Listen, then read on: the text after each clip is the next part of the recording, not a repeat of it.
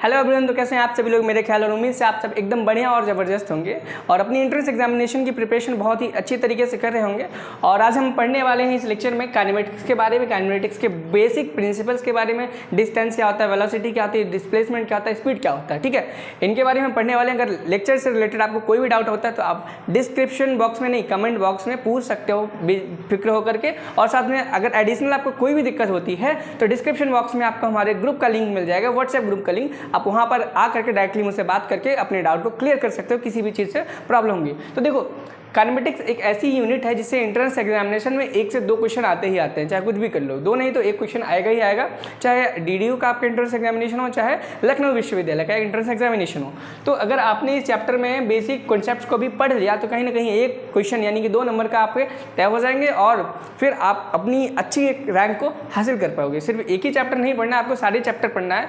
और basically YouTube पर सारी चीज़ें पढ़ा पाना थोड़ा कम संभव है, तो टारगेट गुरुकुल ने एक क्रैश कोर्स नाम से बनाया हुआ है, जिसमें एक कोर्स बनाया हुआ है जिसमें आपको पूरा कोर्स मिल जाएगा। फिजिक्स का भी मिलेगा, अगर आप बीएससी मैथ करना चाहते हो तो पीसीएम मिल जाएगा आपको।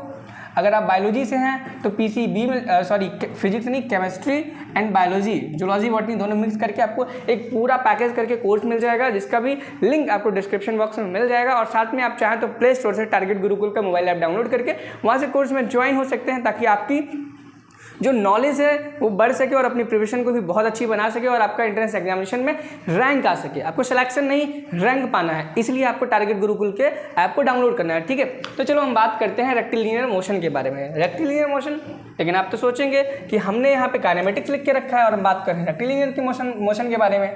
तो हाँ भाई, वही देखो, काइनेमेटिक्स क्या है। काइनेमेटिक्स में हम पढ़ेंगे मोशन के बारे में। कैसे मोशन के बारे में? एक ऐसी बॉडी जो सिर्फ एक डायरेक्शन में मूव कर रही हो, ऐसी बॉडी के मोशन को हम काइनेमेटिक्स के अंडर रखते हैं। लेकिन याद रखना, काइनेमेटिक्स में हम कभी भी जो बॉडी मूव कर रही है उसके रीज़न, वो मूव क्यों कर रही है, उसका कॉज कभी भी नहीं जानते हैं। मेरे कहने का तात्पर्य ये है कि अगर एक यहाँ पे कार है, ठीक है, क्या है, कार, थोड़ी ड्राइंग बेकार है, मैनेज करना, ओके। ये कार है और ये रोड है और ये इस दिशा में जा रही है और ये मूव कर रही है, आगे चलती जा रही है। देखो, पहली चीज़ तो मैंने बताया, हम ऐसे मोशन के बारे में बात करने वाले हैं जो सिर्फ एक ही डायरेक्शन में जाएगा, इसी को हम बोलते हैं काइनेमेटिक्स। ठीक है, ये चाहे तो आगे जा सकती है। अब यहाँ पे हमने हैंडल तो बनाया नहीं है, ये पीछे भी जा सकती है। अगर हैंडल भी बनाया होता तो रिवर्स गियर मार करके ये बस पीछे जा सकती थी, लेकिन ये बस ऊपर नहीं जा सकती है, ठीक है, और ये बस नीचे भी नहीं आ सकती। लेकिन इसको हेलीकॉप्टर से हम बांध करके ऊपर उड़ा सकते हैं, इसको गड्ढा खोद करके नीचे भी ले जा सकते हैं, ठीक है। तो कभी भी रेक्टिलिनियर मोशन में आपको सिर्फ एक डायरेक्शन में व्हीकल या फिर कोई भी ऑब्जेक्ट मूव करता हुआ दिखाई देगा, 2 डायरेक्शन में कभी भी मूव नहीं करेगा। जैसे कि एक हेलीकॉप्टर होता है, अगर एक हम हेलीकॉप्टर की बात करें तो वो क्या करता है, वो 2 डायरेक्शन में मूव करने की कैपेबिलिटी रखता है, यानी कि वो एक्स डायरेक्शन में भी मूव करता है और आपका वाई डायरेक्शन में मूव करता है। उसके पास हाइट, देखो, जब ये हेलीकॉप्टर ऐसे आगे बढ़ेगा तो ये एक्स डायरेक्शन को कैप्चर कर रहा है और इसकी जो हाइट होगी वो वाई डायरेक्शन में होगी। ये हो जाएगा 2D मोशन आपका, हो जाएगा, क्या हो जाएगा, 2D मोशन हो जाएगा। और इस आप बस को देखेंगे तो बस सिर्फ रोड पर ही चल रही होगी, कोई ऊंचाई और या नीचाई नहीं तय कर रही होगी। इसको हम बोलेंगे रेक्टिलिनियर मोशन या फिर काइनेमेटिक्स इन 1 डायमेंशन बोलेंगे। क्या बोलेंगे? रेक्टिलिनियर मोशन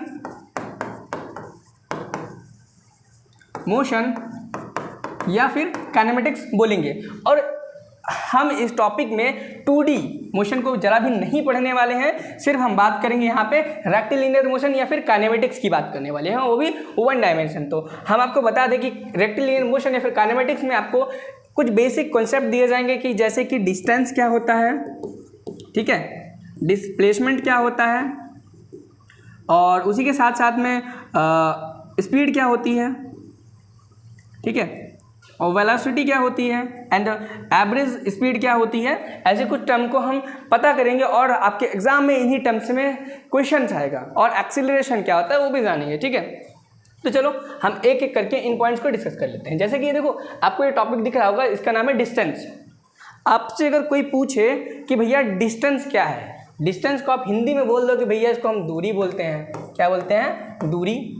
यानी कि मान लो आप यहाँ पर खड़े हो, क्या हो, यहाँ पे खड़े हो, ये इस जगह पर, ठीक है, और आपको इस जगह पर जाना है। कहाँ जाना है? इस जगह पर जाना है। और ये क्या है? आपका स्कूल है। क्या है? स्कूल है। और आपको यहाँ पर पढ़ने के लिए जाना है। और यहाँ जाने के लिए आपको 2, 3, 4, 5 रास्तों से होकर के जाना पड़ेगा। क्या करेगा? एक रास्ता तो ये है कि आप यहाँ से जाओ। एक रास्ता तो ये होगा कि आपका एक दोस्त का घर यहाँ पर पड़ता है, उसके घर जाओ, उसके घर जाओ।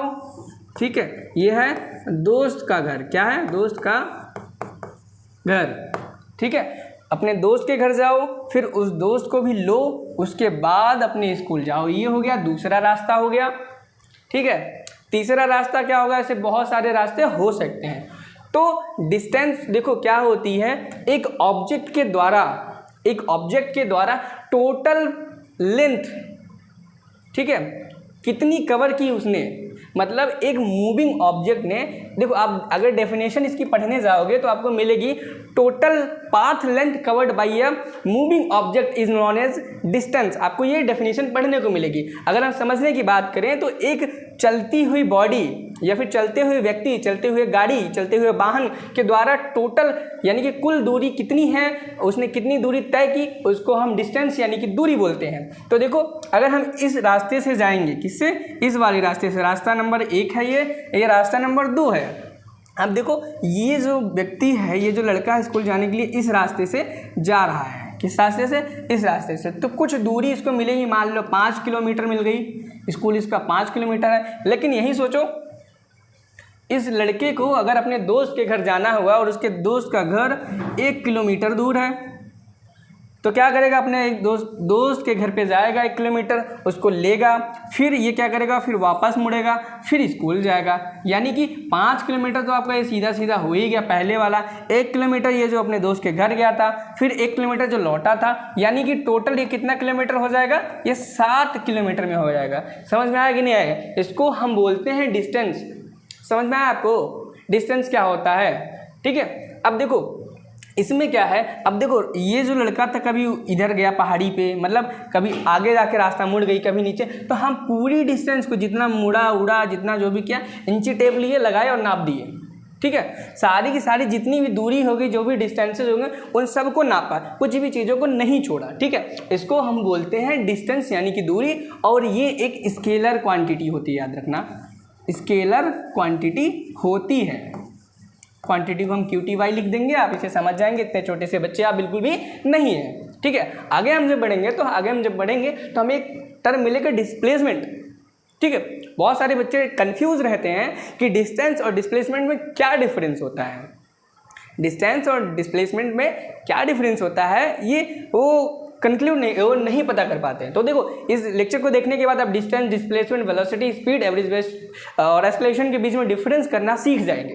ठीक है, अब जैसे कि मैंने बताया आपको कि डिस्टेंस जो थी वो एक स्केलर क्वांटिटी थी। ठीक है, और जो हमारी ये डिस्प्लेसमेंट है ये हमारी वेक्टर क्वांटिटी है। ठीक है, क्या है?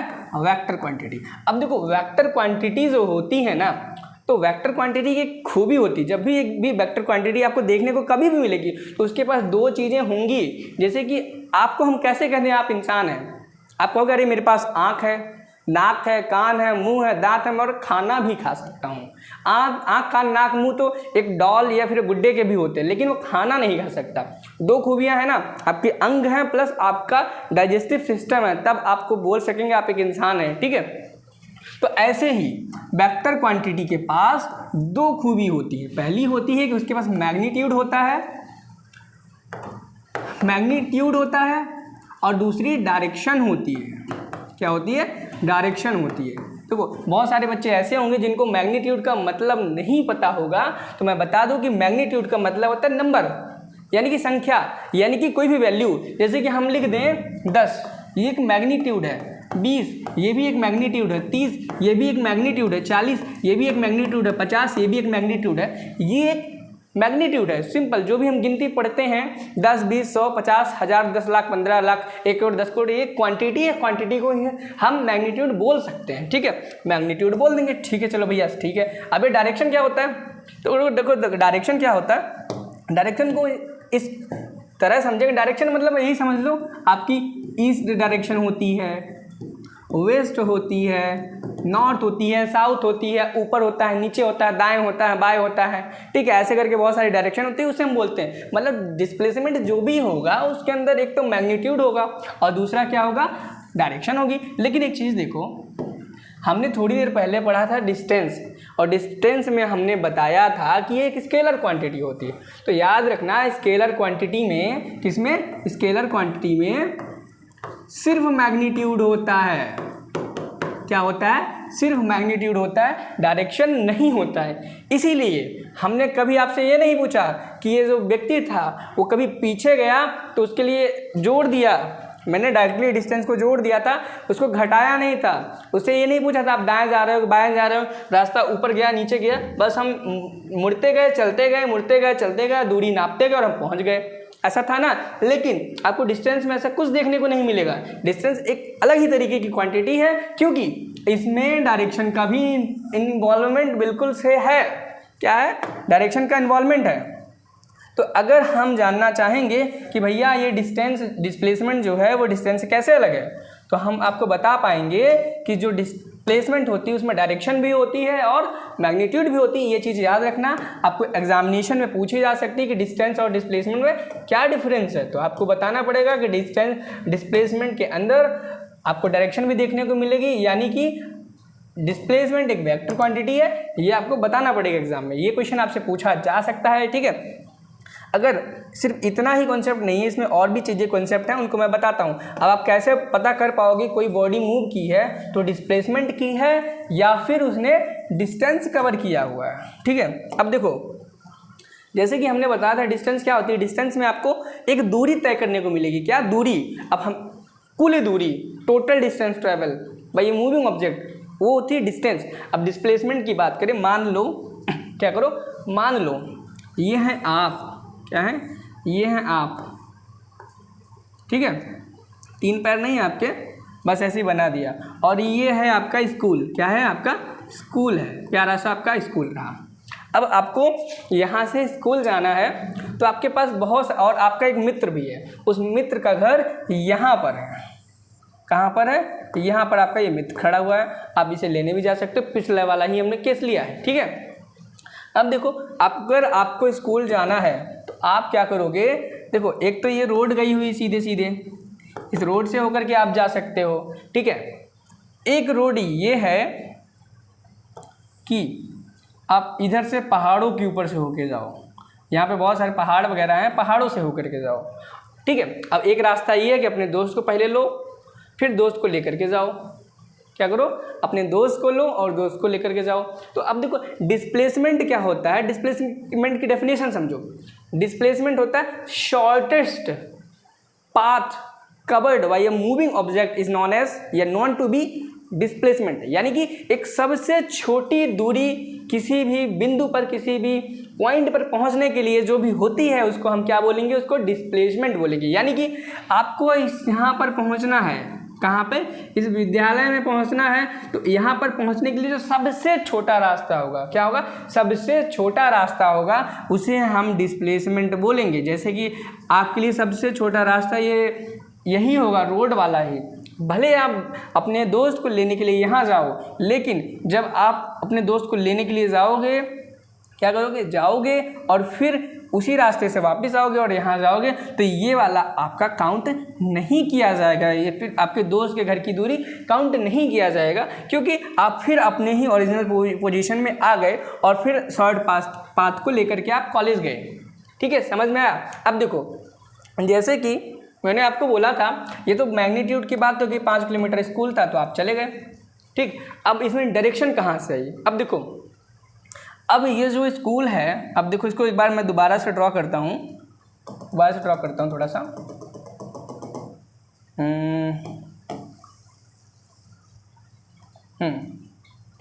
ठीक है। ये जो आपका स्कूल है प्यारा सा, ठीक, और ये यहाँ प्यारे से, और ये आपका मित्र थोड़ा ख़राब टाइप का, गुस्से वाला, ठीक। अब देखो आप यहाँ खड़े हैं और आपका ये जो स्कूल है वो ईस्ट डायरेक्शन में है। कौन सी डायरेक्शन में है, ऐसा मान लीजिए आपका स्कूल ईस्ट डायरेक्शन में है, तो आप ईस्ट की डायरेक्शन में जाओगे, ठीक।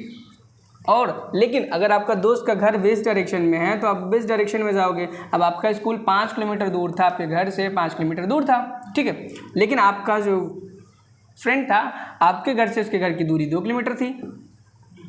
अगर हम लेंथ की बात करें, किसकी बात करें, लेंथ की बात करें, तो लेंथ तो भैया हो जाएगा टोटल आपका कितना किलोमीटर होगा, 5 किलोमीटर तो ये हो गया, 2 किलोमीटर ये, 2 किलोमीटर ये, 7 8 9 किलोमीटर हो जाएगा आपका डिस्टेंस। क्या हो जाएगा, 9 किलोमीटर हो जाएगा डिस्टेंस।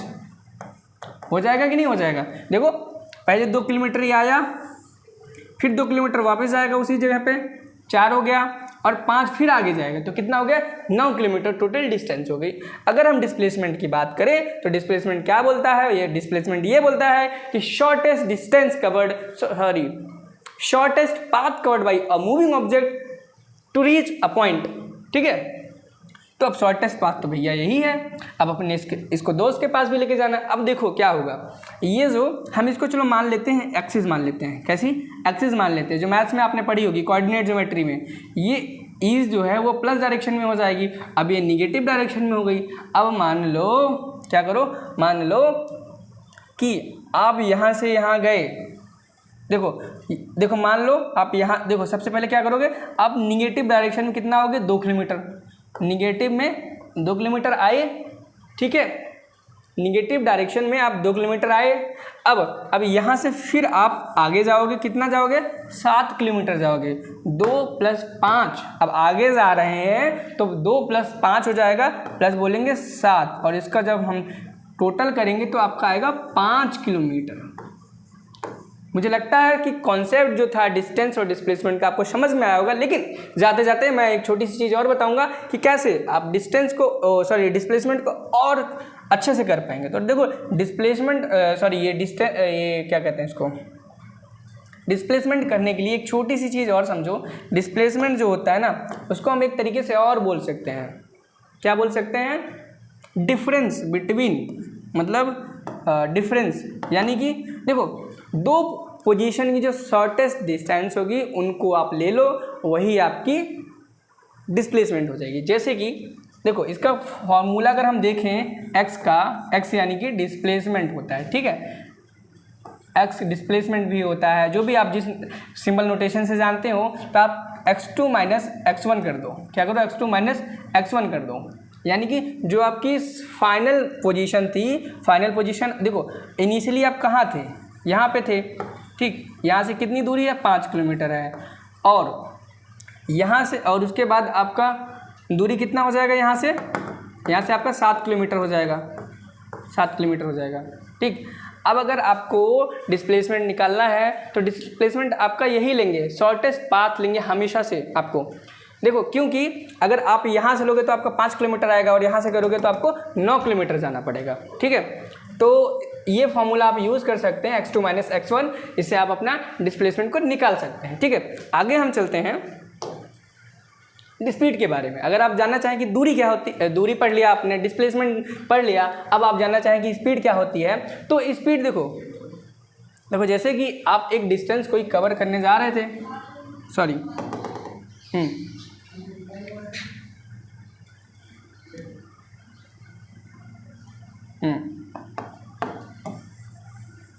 ठीक है, आप कोई दूरी अपने स्कूल तो जा ही रहे थे, अब जाओगे कैसे, चल करके, कैसे जाओगे, चल करके, बिना चले तो आप अपने स्कूल, अपने विद्यालय, अपने घर, अपने ऑफिस पहुंच नहीं सकते हो। तो जो चलने के लिए, मूवमेंट के लिए एनर्जी खर्च हो रही है, एनर्जी ट्रांसफ़र हो करके स्पीड में बन जा रही है, किसमें, स्पीड में, तो वो कहलाएगी आपकी स्पीड। स्पीड को अगर हम फॉर्मूले में कन्वर्ट करना चाहें तो स्पीड का एक नॉर्मल सा फॉर्मूला होता है, स्पीड = डिस्टेंस अपॉन टाइम। ये फार्मूला आपका बिल्कुल गलत होगा, जो कि आपको याद होगा, ठीक है। इस फार्मूले को आप एकदम सही कर लो, ये फार्मूला गलत है, मैंने जो बोला डिस्टेंस = स्पीड अपॉन टाइम, ये फार्मूला एकदम गलत है। अब बोलोगे भैया हम सालों से बरसों से यही फार्मूला पढ़ते आ रहे हैं, आप गलत बता रहे हो, ठीक है। मैं आपको बताता हूँ सही फार्मूला क्या है। देखो x/t करेंगे, डिस्टेंस अपॉन टाइम टेकन, ये एकदम गलत फार्मूला होगा,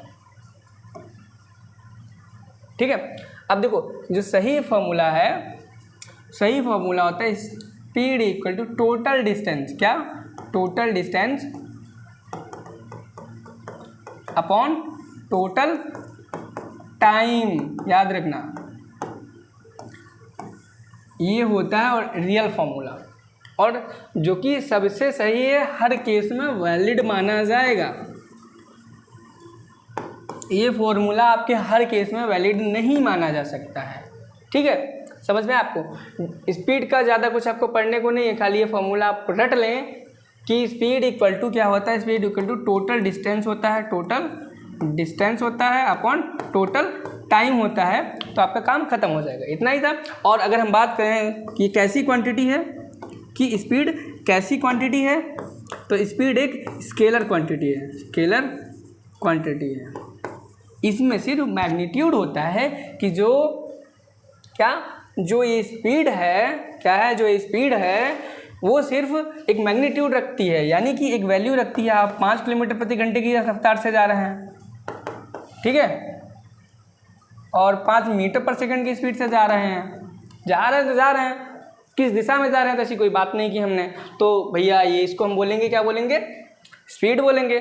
अब हम बात करें वेलोसिटी की, किसकी, तो वेलोसिटी सेम स्पीड ही है, बस इसमें एक चीज़ और जुड़ जाती है, जैसे कि आपने पढ़ा कि स्पीड एक क्या है, स्केलर क्वांटिटी है, तो वेलोसिटी आपकी वेक्टर क्वांटिटी है, क्या है, वेक्टर क्वांटिटी। इसमें क्या होगा, आपके मैग्नीट्यूड के साथ साथ में डायरेक्शन का भी इन्वॉल्वमेंट होगा, ओके, क्या होगा, डायरेक्शन का इन्वॉल्वमेंट होगा। जैसे कि आप जब भी अपने घर से कॉलेज जाओगे तो उसमें आप क्या करोगे, उसमें करोगे ये कि जो भी आपकी स्पीड होगी, जैसे कि मान लो स्पीड है, स्पीड के साथ साथ आपको डायरेक्शन का भी इन्वॉल्वमेंट दिखाना पड़ेगा और बताना पड़ेगा कि आप कौन सी डायरेक्शन में जा रहे हैं, कि हम 5 किलोमीटर प्रति घंटे की रफ्तार से ईस्ट डायरेक्शन में जा रहे हैं। कौन सी डायरेक्शन में जा रहे हैं, ईस्ट डायरेक्शन में, तो आपका हो जाएगा वेलोसिटी। याद रखना हमेशा, जो आपने एक फॉर्मूला पढ़ा था अभी, distance upon total distance upon क्या, टोटल डिस्टेंस, सॉरी ये गड़बड़ हो रहा है थोड़ा सा, हाँ, speed equal to total distance upon total time taken, ये आपका फॉर्मूला था स्पीड का। लेकिन अगर हम वेलोसिटी की बात करें तो वेलोसिटी का जो फॉर्मूला होता है डिस्प्लेसमेंट अपॉन टाइम होता है, क्या होता है, डिस्प्लेसमेंट अपॉन टाइम होता है। आप वेलोसिटी का फॉर्मूला बिल्कुल भी डिस्टेंस अपॉन टाइम ना करें, वेलोसिटी का फॉर्मूला हमेशा डिस्प्लेसमेंट अपॉन टाइम टेकन होता है। अगर आप डिस्टेंस अपॉन टाइम करेंगे तो आपका आंसर हमेशा गलत आएगा। जब भी आप velocity equal to displacement upon time लगाएंगे तो आपका आंसर एकदम से बिल्कुल करेक्ट आएगा। और ये याद रखें कि आपकी जो वेलोसिटी है वो हमेशा डायरेक्शन के साथ रहेगी, ओके। अब देखो एक बात करते हैं, एक छोटी सी, इतना आपको समझ में आ गया ना, एक छोटा सा कंक्लूजन बताते हैं। कंक्लूजन का मतलब है एक आपको एक मीनिंग बताते हैं, एक अर्थ बताते हैं। जैसे कि मान लो ये डिस्टेंस है, ये क्वेश्चन आपके एग्जाम में आ सकता है, याद रखना जो मैं बताने जा रहा हूँ, तो ध्यान से सुनना। ये है आपका डिस्प्लेसमेंट है, ठीक है, दोनों चीज़ें हैं। अब देखो, ठीक है, ये आप खड़े हैं और ये आपका स्कूल है, क्या है, स्कूल है, ठीक। अब क्या करो, मान लो आपका कोई भी फ्रेंड नहीं है, कोई भी स्टूडेंट दोस्त यार नहीं है, आप अकेले हो, एकदम गुमसुम रहते हो, घर से स्कूल गए और स्कूल से अपने घर आए, ठीक है। तो यहाँ की आप बताओ डिस्टेंस कितनी होगी। जैसे कि इसका डिस्टेंस जो है, मान लीजिए 5 किलोमीटर दूर है, तो आपने कितनी दूरी तय की, यानी कि आपने कितना डिस्टेंस कवर किया, तो आपने किया 5 किलोमीटर। कितना किया, 5 किलोमीटर आपने डिस्टेंस तय किया। लेकिन अगर मैं आपसे पूछूं कि आपने डिस्प्लेसमेंट कितना तय किया, तो आप बोलोगे final point minus initial point के बीच में हम देख लेंगे डिफरेंस कितना है और हम बता देंगे 5 ही किलोमीटर। अरे ये कैसा ही बात कि डिस्प्लेसमेंट भी 5 ही किलोमीटर आ रहा है और डिस्टेंस भी 5 किलोमीटर आ रहा है। तो हाँ, बिल्कुल एक रिलेशन याद रखना कि डिस्प्लेसमेंट हमेशा, क्या डिस्प्लेसमेंट हमेशा डिस्टेंस से छोटा होगा या फिर हमेशा डिस्टेंस से बराबर होगा। यानी कि एक ऐसे नोटेशन आप याद रख लो कि डिस्टेंस हमेशा बड़ा होगा या इक्वल होगा डिस्प्लेसमेंट के लिए। किसके लिए, डिस्प्लेसमेंट के लिए, ओके। और इस पॉइंट को एकदम नोट कर लो, आपके एग्जाम में आने की संभावना बहुत ज़्यादा है। यही पॉइंट आपको डायरेक्ट मिल जाएगा, आप कंफ्यूज हो जाओगे। जो भी बच्चे लेक्चर नहीं देखेंगे तो पक्का गारंटी है 90% चांस है वो इस क्वेश्चन को गलत करके आएंगे, ठीक है। ऐसे ही स्पीड और वेलोसिटी के केस में है, एक स्पीड है और एक वेलोसिटी है। सेम यही केस इसमें भी है कि जो स्पीड है वो ज़्यादा हो सकती है और बराबर हो सकती है वेलोसिटी के। ओके, तो इस चीज़ को याद कर लेना, नोट करके रख लेना अपने। अब देखो एक्सीलरेशन की बात करते हैं। क्या बात करते हैं? एक्सीलरेशन की बात करते हैं। एक्सीलरेशन होता है, एक्सीलरेशन की जब डेफिनेशन आप पढ़ेंगे तो आपको पढ़ने को मिलेगा rate of change of velocity. क्या? Rate of change of velocity is known to be acceleration, यानी कि किस दर से, किस रेट से, किस समय की दर से आप आगे बढ़ रहे हैं। मतलब कि अगर आप ऐसे चलते जा रहे हैं, एक रेट होगा आपके चेंजमेंट का, चेंज इन वेलोसिटी। क्या? चेंज इन वेलोसिटी, याद रखना। क्या? Change in velocity is known as acceleration. Change in velocity is known as per unit time. Per unit time ये भी याद रखना, velocity per unit time, per unit time. Okay, क्या? Per unit time, तब ये हो जाएगा आपका एक्सीलरेशन, यानी कि final velocity minus initial velocity upon time taken, ये हो जाता है एक्सीलरेशन का फॉर्मूला। और एक्सीलरेशन भी एक वेक्टर क्वांटिटी है। क्या है? एक्सीलरेशन भी एक वेक्टर क्वांटिटी है, ठीक है। समझ में आया? अब देखो एक चीज़ बताता हूँ। अब एक चीज़ बता दो, जैसे कि मैंने क्या बोला कि एक्सीलरेशन का क्या फॉर्मूला है? Rate of change of velocity, change है वेलोसिटी का, ये v1 है अपॉन टाइम। ओके, अब जैसे कि यहाँ पे चेंज, जब भी चेंज, जैसे कि आप अपनी बाइक लेकर के चला रहे हैं ऐसे और एक्सीलेटर को कम ज़्यादा कर रहे हैं, कम ज़्यादा मतलब चेंज कर रहे हैं, तभी आप एक्सीलरेशन को प्रोड्यूस कर पाओगे। क्या करोगे? तभी एक्सीलरेशन को प्रोड्यूस कर पाओगे। एक्सीलरेशन एक तरीके का फोर्स होता है। एक्सीलरेशन होने का कारण क्या होता है जानते हैं? एक्सीलरेशन तभी आएगा जब अपनी मूविंग ऑब्जेक्ट में फोर्स इंट्रोड्यूस करेंगे और उस फोर्स के इंट्रोडक्शन से आपकी बॉडी में स्पीड बढ़ जाए या स्पीड घट जाए, that is known to be acceleration. मतलब अगर आपसे पूछा जाए कि एक्सीलरेशन होता किसके कारण है, तो आपका जवाब होगा कि एक्सीलरेशन फोर्स के कारण होता है। किसके कारण होता है? फोर्स के कारण होता है, ठीक है। अब देखो मैंने बोला कि जब भी वेलोसिटी में चेंज आएगा तब आप एक्सीलरेशन कहलाएंगे। मान लो आप जा रहे हो, एक्सीलरेटर 80 पे किए हो और 80 पर ही किए रह गए, मतलब आपकी जो वेलोसिटी है, क्या है? वेलोसिटी है वो कांस्टेंट हो गई। क्या हो गई? कांस्टेंट, यानी कि रुक गई। 80 थी तो 80 थी। तो बताओ एक्सीलरेशन कितना होगा? ये क्वेश्चन बहुत आता है, एक्सीलरेशन कितना होगा? मैंने क्या बताया? v2 minus v1। Initially velocity कितनी थी? 80 माइनस फाइनल वेलोसिटी कितनी थी? अब एक्सीलरेशन को आप चेंज तो कर नहीं रहे हो, सॉरी वेलोसिटी को आप चेंज तो कर नहीं रहे हो। 80 थी, अभी भी 80 करेंगे अपॉन टाइम। मान लो 10 मिनट तक आप करे रहे, 10 सेकंड तक करे रहे, तो क्या हो जाएगा? 80 में से 80 गई 0 और ये हो गया 10। आंसर कितना आएगा? Some divided 0 divided by something equal to 0 हो जाएगा। समझ में आया? यानी कि जब भी कांस्टेंट वेलोसिटी की बात करें तो उस टर्म पे एक्सीलरेशन आपका हमेशा से 0 हो जाएगा। क्या हो जाएगा? 0 हो जाएगा। इस पॉइंट को भी आप नोट डाउन कर लें कि जब भी in case of constant velocity, in case of constant velocity acceleration must be 0। Okay, ये आप पॉइंट को नोट डाउन कर लें, आपके एग्जामिनेशन में आ सकता है, ठीक है। चलो हमने काफ़ी चीज़ें पढ़ ली, जैसे कि डिस्टेंस पढ़ लिया, डिस्प्लेसमेंट पढ़ लिया, स्पीड पढ़ लिया, वेलोसिटी पढ़ लिया और एक्सीलरेशन पढ़ लिया। लेकिन आपने देखा होगा कि मैंने इनकी आपको मतलब बता दिए होंगे, मैथमेटिकल अप्रोचेस बता दिए होंगे, लेकिन इनकी कुछ चीज़ें मैंने छोड़ दी।